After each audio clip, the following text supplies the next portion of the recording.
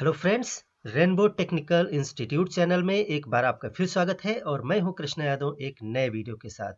Friends, इस video class में मैं डिस्कस करूंगा आपके साथ 50 प्रश्न जो सत्य एवं असत्य यानी ट्रू फॉल्स प्रकार के हैं, जो आपके एग्जाम के दृष्टिकोण से बहुत ही महत्वपूर्ण है। तो फ्रेंड्स, चलिए शुरू करते हैं आज की क्लास। पहला प्रश्न है, आप अपने वर्कबुक में इंसर्ट मेनू के वर्कशीट कमांड का प्रयोग करके एक नई वर्कशीट जोड़ सकते हैं। नई वर्कशीट वर्तमान वर्कशीट के आगे इंसर्ट होगी। तो फ्रेंड्स, इसका उत्तर होगा सत्य, क्योंकि जब हम नई वर्कशीट कमांड से कोई वर्कशीट एक्सेल प्रोग्राम में जोड़ते हैं तो जो हमारी करंट वर्कशीट खुली होती है, अगली सीट उस करंट सीट के आगे जुड़ती है। तो इसका उत्तर सत्य हो जाएगा। फ्रेंड्स, नेक्स्ट क्वेश्चन है, टीसीपी कनेक्शन ओरिएंटेड प्रोटोकॉल है।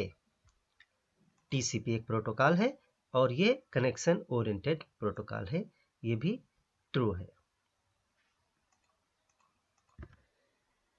क्वेश्चन, मेन फ्रेम कंप्यूटर सबसे सस्ता है और यह एक टेबल पे रखा जा सकता है।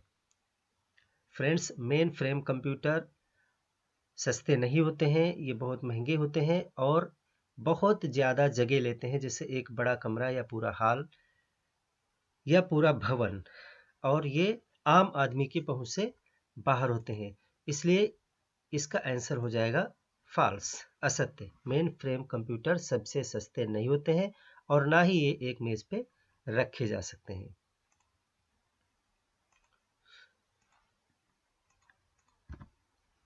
नेक्स्ट क्वेश्चन है, जब आप एक्सेल में फार्मूला कॉपी करते हैं तो रिलेटिव सेल रेफरेंस नहीं बदलता है।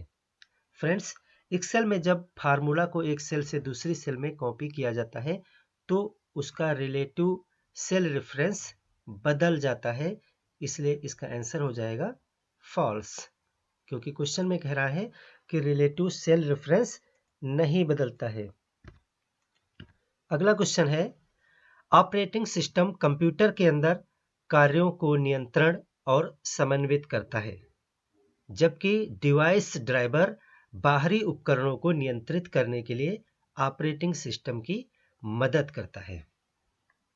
फ्रेंड्स, ऑपरेटिंग सिस्टम जो होता है वो कंप्यूटर के सभी कार्यों का नियंत्रण करता है और डिवाइस ड्राइवर बाहर से जो उपकरण जोड़े जाते हैं, जैसे स्कैनर, प्रिंटर, ये सब चीज़ें, उनको नियंत्रित करने के लिए ओएस की मदद करता है। इसलिए ये इसमें आंसर होगा ट्रू, सत्य है ये। नेक्स्ट क्वेश्चन है, बाइट सीपीयू की गति दर्शाने का वैध पैमाना यानी मात्रक नहीं है। फ्रेंड्स, बाइट एक मेमोरी को मापने का पैमाना है, इसीलिए ये सीपीयू की गति मापने का पैमाना नहीं है। सीपीयू की गति मेगाहर्ट्ज में या हर्ट्ज में नापी जाती है, इसीलिए इसका आंसर हो जाएगा सत्य, क्योंकि क्वेश्चन में भी कह रहा है कि बाइट जो है वो सीपीयू की गति दर्शाने का पैमाना नहीं है। ये सत्य है।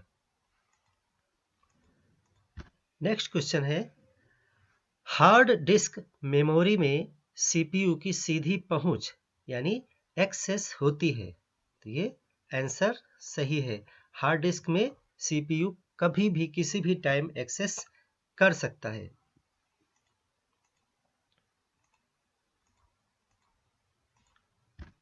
अगला प्रश्न है, एक बुनियादी कंप्यूटर सिस्टम में पेरिफेरल डिवाइसेस में प्रिंटर शामिल नहीं होता है। फ्रेंड्स, पेरिफेरल डिवाइसेस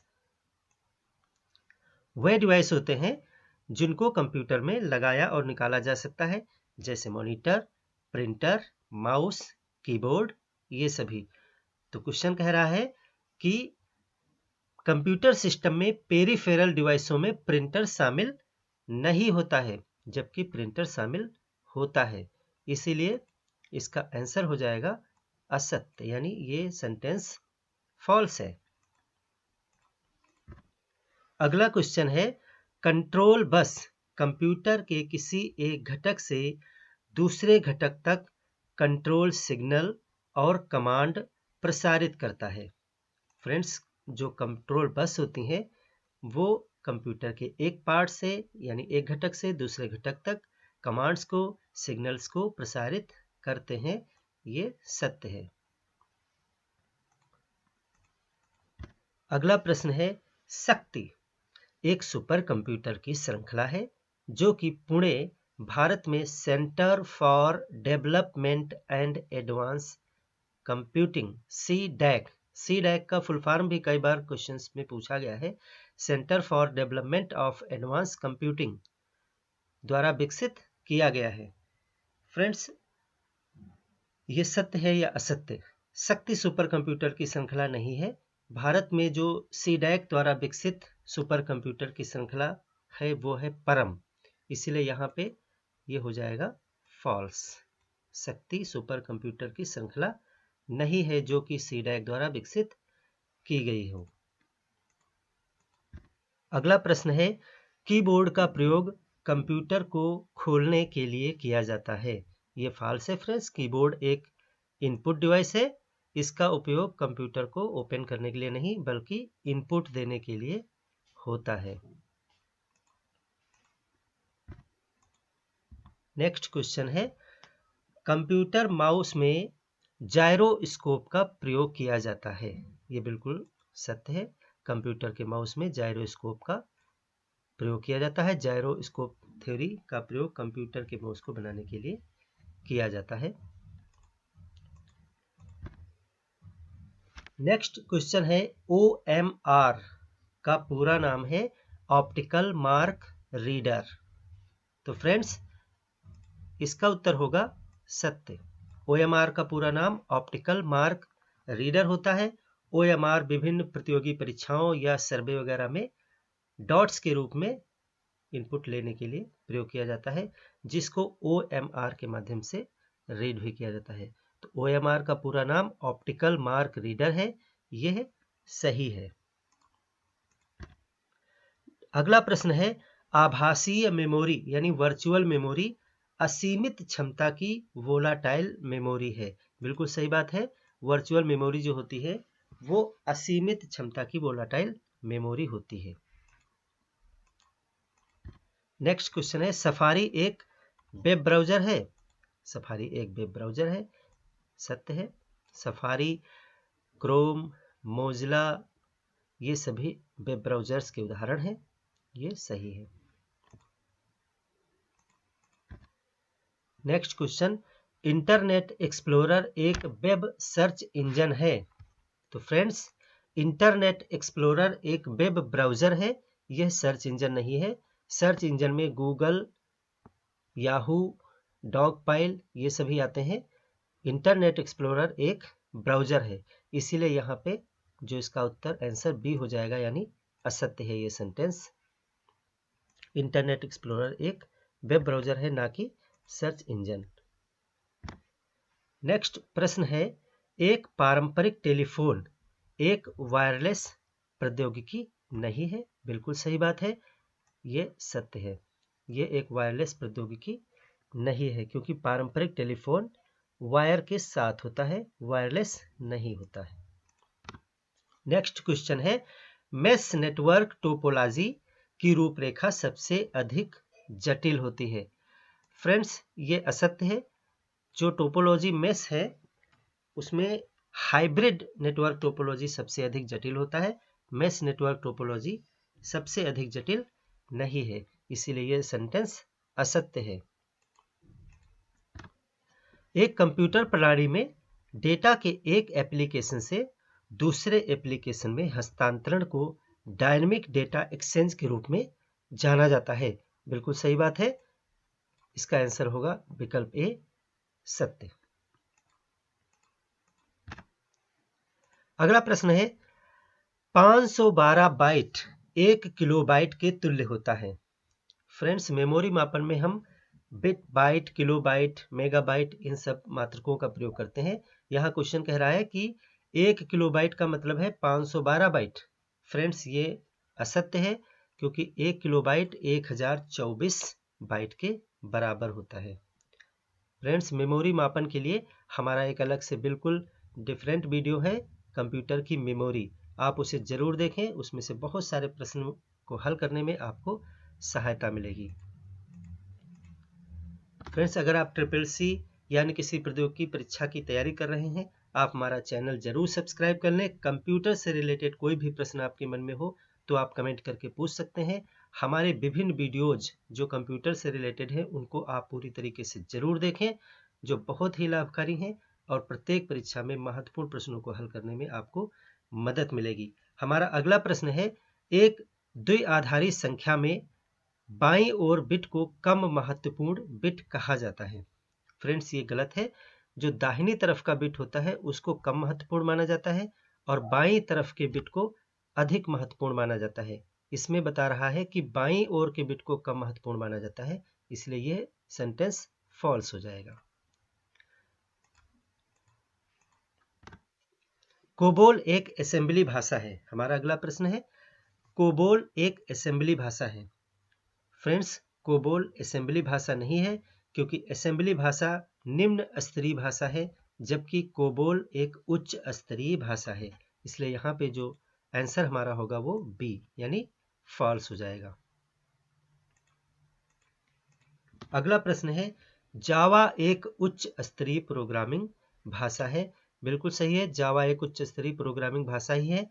प्रोग्रामिंग भाषा पे हमारा एक अलग से वीडियो है, कंप्यूटर की भाषाएं, जिसको आप जरूर देखें, जिससे आप सभी उच्च स्तरीय और निम्न स्तरीय प्रोग्रामिंग भाषाओं के विषय में डिटेल में जान पाएंगे, जहां से बहुत सारे क्वेश्चन बनते हैं। अगला प्रश्न है, कंप्यूटर भाषा फोरट्रान विज्ञान के क्षेत्र में उपयोगी है। फ्रेंड्स, फोरट्रान का मतलब होता है, यानी इसका फुल फॉर्म होता है फार्मूला ट्रांसलेशन, और यह जटिल वैज्ञानिक गणनाओं के लिए प्रोग्रामिंग करने में प्रयोग की जाती है। इसीलिए यह सेंटेंस कि कंप्यूटर भाषा फोरट्रान विज्ञान के क्षेत्र में उपयोगी है, ये बिल्कुल सही है।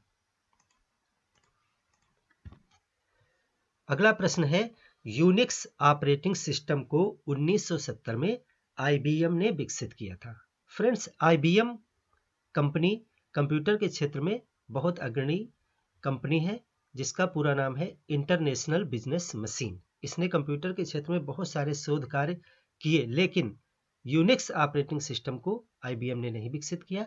यह बेल प्रयोगशाला में विकसित की गई थी, इसलिए इस प्रश्न में यह हो जाएगा असत्य। अगला क्वेश्चन है, सिस्टमों पर एक से अधिक प्रक्रियाओं का एक साथ चलाने को मल्टी प्रोसेसिंग कहा जाता है। फ्रेंड्स, मल्टी प्रोसेसिंग का मतलब होता है किसी कंप्यूटर पर एक साथ कई प्रक्रियाओं का चलाना। तो ये बिल्कुल सत्य बात है, ये मल्टी प्रोसेसिंग कहलाता है। अगला प्रश्न है, एंड्रॉयड एक ऑपरेटिंग सिस्टम है। फ्रेंड्स, आजकल मोबाइल में एंड्रॉयड ऑपरेटिंग सिस्टम एक बहुत ही लोकप्रिय ऑपरेटिंग सिस्टम है, और ये मोबाइल का ऑपरेटिंग सिस्टम है, ये सत्य है। Next question, oracle operating system नहीं है। फ्रेंड्स, ये सही है, ऑरेकल एक ऑपरेटिंग सिस्टम नहीं है, बल्कि ये एक डेटाबेस मैनेजमेंट प्रोग्राम है। ऑरेकल ऑपरेटिंग सिस्टम नहीं है। इस समय जो प्रचलित ऑपरेटिंग सिस्टम है वो है विंडोज, लाइनक्स, एंड्रॉयड, ये सब ऑपरेटिंग सिस्टम है, डॉस, जबकि ऑरेकल ऑपरेटिंग सिस्टम नहीं है। इसीलिए ये इसमें आंसर होगा सत्य, क्योंकि क्वेश्चन भी कह रहा है ऑपरेटिंग सिस्टम नहीं है, तो ये सत्य हो जाएगा। अगला क्वेश्चन है, मैग्नेटिक टेप एक क्रमिक एक्सेस मेमोरी है। फ्रेंड्स, मेमोरी कई प्रकार की होती हैं, और एक्सेसिंग के आधार पे एक मेमोरी होती है क्रमिक एक्सेस, जिसमें हम किसी मेमोरी के डेटा को एक तरफ से लाइन बाय लाइन वाइज पढ़ सकते हैं, यानी हम उसमें कहीं से भी उसे एक्सेस नहीं कर सकते हैं। जो मैग्नेटिक टेप होता है वो क्रमिक एक्सेस होता है, यानी इसको हम शुरू से अंत की तरफ या अंत से शुरू की तरफ एक लाइन से ही एक्सेस कर सकते हैं। तो इसमें आंसर होगा सत्य। जबकि वर्तमान में जो हार्ड डिस्क, ड्राइव, ये सभी मेमोरी आती हैं, यह क्रमिक एक्सेस नहीं, बल्कि ये कहीं से भी एक्सेस की जा सकती हैं। इसीलिए यह एक क्रमिक एक्सेस मेमोरी है। अगला क्वेश्चन है, कैश मेमोरी की सबसे अधिक डेटा एक्सेस स्पीड होती है। फ्रेंड्स, कैश मेमोरी सीपीयू का एक भाग माना जाता है जिसकी स्पीड बहुत ज़्यादा होती है। यानी अभी तक जो वर्तमान में मेमोरीज यूज की जाती हैं उनमें कैश मेमोरी की डेटा एक्सेस स्पीड सबसे ज़्यादा होती है। तो यहाँ आंसर ए सही हो जाएगा, सत्य। अगला प्रश्न है, कैश स्मृति का प्रयोग मुख्य स्मृति और प्रोसेसर के मध्य डेटा अंतरित करने के लिए किया जाता है। तो ये बिल्कुल सही बात है। कैश मेमोरी की स्पीड सर्वाधिक होती है, इसीलिए इस काम में इसका प्रयोग किया जाता है। ये ट्रू है।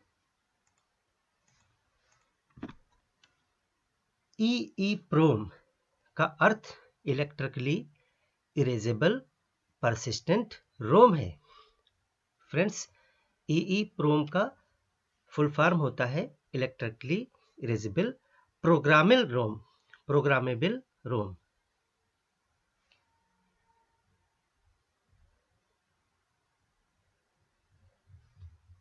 अगला प्रश्न है, EEPROM का अर्थ इलेक्ट्रिकली इरेजेबल परसिस्टेंट रोम। फ्रेंड्स, EEPROM का अर्थ होता है इलेक्ट्रिकली इरेजेबल प्रोग्रामेबल रोम। इसलिए यहाँ पे ये जो फुल फॉर्म इसका दिया गया है वो असत्य है। यहाँ पे परसिस्टेंट की जगह प्रोग्रामेबल होना चाहिए था। हमारा जो नेक्स्ट क्वेश्चन है, पेन ड्राइव एक जिप ड्राइव का उदाहरण है। Friends, pen drive zip drive का उदाहरण नहीं है, इसलिए ये असत्य हो जाएगा। सीडी और डीवीडी जो होती हैं वो जिप ड्राइव के उदाहरण है। पेन ड्राइव जिप ड्राइव नहीं होती है। EEPROM को अल्ट्रावायलेट रोशनी में रख करके मिटाया जा सकता है। फ्रेंड्स, EEPROM को अगर हम अल्ट्रावायलेट रोशनी में रखते हैं तो उसको हम इरेज कर सकते हैं, जबकि EEPROM होता है उसको हम इलेक्ट्रॉनिकली माध्यम से इरेज करते हैं। तो ये बिल्कुल ट्रू है, इसमें ऑप्शन ए सही होगा। किसी कंप्यूटर की परमानेंट मेमोरी CD-ROM कहलाती है। ये असत्य है, परमानेंट मेमोरी CD-ROM नहीं होती है, ये फॉल्स हो जाएगा। नेक्स्ट हमारा क्वेश्चन है, रोम कंप्यूटर की अस्थायी स्मृति है। फ्रेंड्स, रोम का अर्थ होता है रीड ओनली मेमोरी और ये एक वोलाटाइल मेमोरी नहीं है, इसीलिए इसमें बता रहा है कंप्यूटर की अस्थायी स्मृति है। ये असत्य हो जाएगा क्योंकि रोम एक स्थायी मेमोरी है, परमानेंट रीड ओनली मेमोरी इसका फुल फॉर्म होता है। अगला हमारा प्रश्न है, इम्पैक्ट प्रिंटर का उदाहरण है इंकजेट प्रिंटर। फ्रेंड्स, प्रिंटर के दो ग्रुप होते हैं, इम्पैक्ट प्रिंटर और नॉन इम्पैक्ट प्रिंटर। जो इम्पैक्ट प्रिंटर होते हैं वो कागज पे चोट करते हैं। अगर आप हमारा वीडियो आउटपुट डिवाइसेस अच्छी तरीके से देखेंगे तो उसमें प्रिंटर के सभी प्रकार को हमने डिटेल में बताया है। इम्पैक्ट प्रिंटर का उदाहरण इंकजेट प्रिंटर नहीं है। इंकजेट प्रिंटर का उदाहरण, इंकजेट जो है वो नॉन इम्पैक्ट प्रिंटर है, इसलिए यहाँ पे ऑप्शन हो जाएगा फॉल्स। इम्पैक्ट प्रिंटर का जो सबसे प्रमुख उदाहरण है वो है DMP यानी dot matrix printer.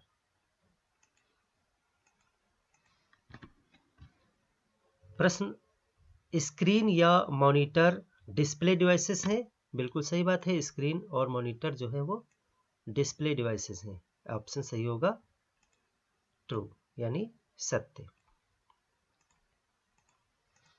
Next question है हमारा, CPU यानी सेंट्रल प्रोसेसिंग यूनिट को कंप्यूटर के मस्तिष्क के नाम से भी जाना जाता है। फ्रेंड, CPU कंप्यूटर का सबसे मेन पार्ट होता है जहां पे प्रोसेसिंग की क्रिया की जाती है। यह ट्रू है। CPU के विषय में भी हमारा एक अलग से वीडियो है जिसे आप जरूर देखें। सभी वीडियोस देखने के लिए आप इस वीडियो के डिस्क्रिप्शन में उसका लिंक देख सकते हैं, जहां से क्लिक करके आप सभी वीडियोस तक जा सकते हैं। या हमारे चैनल के प्लेलिस्ट में CCC कोर्स के नाम से जो प्लेलिस्ट है उसमें आप कंप्यूटर से रिलेटेड सभी वीडियोस देख सकते हैं। अगर आप हमारे चैनल पे हैं नए तो हमारे चैनल को जरूर सब्सक्राइब कर लीजिए। अगला प्रश्न है, भारत में निर्मित प्रथम सुपर कंप्यूटर को परम नाम दिया गया। फ्रेंड्स, ये सही बात है। जो भारत में प्रथम सुपर कंप्यूटर बनाया गया उसका नाम रखा गया परम। परम 8000 भारत का पहला सुपर कंप्यूटर था जिसका उन्नत रूप परम 10000 बनाया गया। फ्रेंड्स, इसको आप रिवाइज कर लें सभी वीडियोस को ताकि आप सभी प्रश्नों के उत्तर दे सकें। ये हमारी प्रश्न series true and false type के 50 प्रश्नों की है और अगला हमारा वीडियो जो होगा वो 50 ऑप्शनल यानी 4 ऑप्शन वाले क्वेश्चन का होगा। अगला क्वेश्चन है, program counter PC register cache memory का एक अनिवार्य भाग है। ये सत्य है। जो पीसी रजिस्टर होता है कैश मेमोरी में एक उसका कंपोनेंट है, एक रजिस्टर है जो उसमें जरूर लगा होता है। तो यहाँ पे आंसर ए सही हो जाएगा, ट्रू। नेक्स्ट क्वेश्चन है, 8 बिट प्रोसेसर 4 बिट डेटा को एक साथ प्रोसेस कर सकता है। ये गलत है। अगर प्रोसेसर 8 बिट का है तो वो 8 बिट डेटा को एक साथ प्रोसेस कर सकता है। वर्तमान समय में फ्रेंड्स 2 प्रोसेसर प्रचलन में है, 32 बिट और 64 बिट। जो 32 बिट का प्रोसेसर होता है वो 32 बिट डाटा को एक साथ प्रोसेस कर सकता है और 64 बिट वाला 64 बिट डेटा को एक बार में प्रोसेस कर सकता है। इसलिए जो यहाँ पे क्वेश्चन है कि 8 बिट का प्रोसेसर 4 बिट डाटा को एक साथ प्रोसेस करेगा, ये गलत है। आंसर सही हो जाएगा असत्य। नेक्स्ट क्वेश्चन है, मॉनिटर एक इनपुट युक्ति है। फ्रेंड्स, मॉनिटर एक आउटपुट युक्ति है जो कंप्यूटर में इंस्टेंटली यानी वर्तमान में क्या हो रहा है उसको हमें आउटपुट के रूप में दिखाता है। तो यहाँ पे जो हमारा उत्तर होगा वो असत्य यानी फॉल्स हो जाएगा। एक प्लॉटर दोनों इनपुट और आउटपुट डिवाइस होता है। फ्रेंड्स, यहाँ पे प्लॉटर को इनपुट और आउटपुट दोनों वर्गों में रखने की बात की जा रही है, जबकि प्लॉटर एक आउटपुट डिवाइस है जिससे भवनों के नक्शे, उनके ब्लूप्रिंट वगैरह प्रिंट किए जाते हैं। तो यहाँ पे भी आंसर फॉल्स यानी बी ऑप्शन सही होगा, क्योंकि प्लॉटर एक आउटपुट डिवाइस है। नेक्स्ट क्वेश्चन है, ईडीओ रैम में ईडीओ का अर्थ है एक्सटेंडेड डाटा आउटपुट। फ्रेंड्स, ये सही है।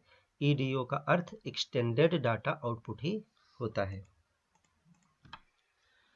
ईईप्रोम को फ्लैश मेमोरी भी कहा जाता है। फ्रेंड्स, ये भी बिल्कुल सही है। ईईप्रोम को फ्लैश मेमोरी कहा जाता है। प्राथमिक मेमोरी सबसे तेज मेमोरी है। फ्रेंड्स, जैसे अभी मैंने पहले भी बताया कि सबसे अधिक तेज मेमोरी कैश मेमोरी होती है, इसलिए यहाँ पे जो क्वेश्चन कह रहा है कि प्राथमिक मेमोरी सबसे तेज मेमोरी है, ये फॉल्स है। बी ऑप्शन सही हो जाएगा। अगला क्वेश्चन है, हार्ड डिस्क एक क्रमिक एक्सेस मेमोरी है।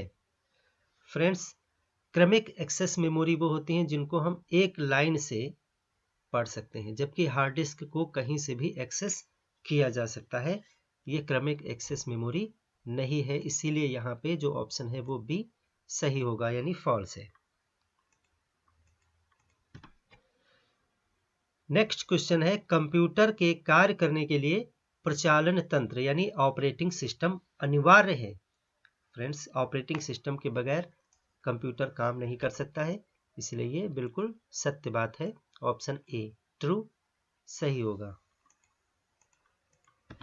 नेक्स्ट क्वेश्चन है, सिम्बियन एक मोबाइल ऑपरेटिंग सिस्टम है।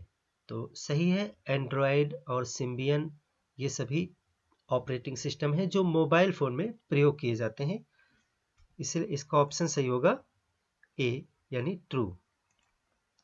फ्रेंड्स, ये 50 ट्रू एंड फॉल्स टाइप के बहुत ही इंपॉर्टेंट क्वेश्चन थे। इनको आप जरूर ध्यान से देख लें, पूरा वीडियो देखें। अगर वीडियो आपको पसंद आया है तो इसे लाइक करिए, शेयर करिए अगर आपके मन में कंप्यूटर से रिलेटेड कोई प्रश्न है तो उसे कमेंट में ज़रूर पूछें, उसका उत्तर ज़रूर दिया जाएगा। अगर आप हमारा चैनल पहली बार देख रहे हैं तो चैनल को सब्सक्राइब कर लीजिए। धन्यवाद।